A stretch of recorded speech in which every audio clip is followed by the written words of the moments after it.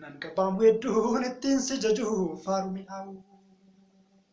Allayyaa guddaa sargasiin darbee calliseen taa'u. Karaan dhufetu hadhaba qabaa waraantuu jecha.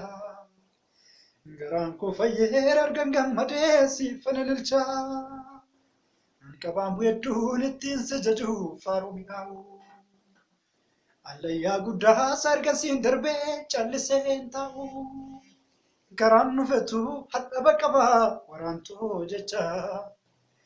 Garaan koo fayyeera argan gammadee siifan ililcha. Hin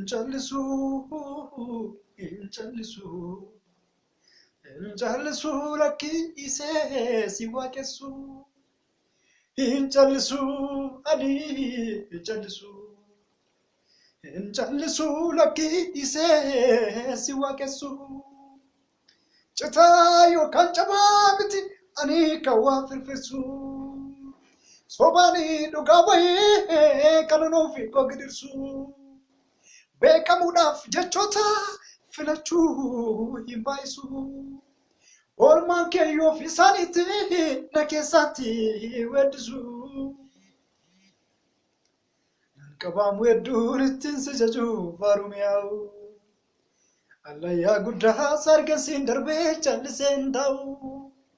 Karaan dhufetu hadhaba qabaa waraantoo jecha. Garaan koo fayyeera argan gammadee siifan ililcha. Hin callisu lakkii isee si waaqessu. Tolatti hin dhufne an bakka kana wareegan qaba. Harka kee dhufee naqasee mana nama dadhaba. Qabaa keekeeni beekumti kuusin naaf mirkanaa'ee. Olaanaaf taate naaf sababa cubbuu koo dhiigallee. Nan qabaan hedduun ittiin si jaju faaru mi'aawu. Allayyaa guddaa sargasiin darbee callisee taa'u. Karaan dhufetu hadhaba qabaa waraantoo jecha. Garaan koo fayyeera argan gammadee siifan ililcha.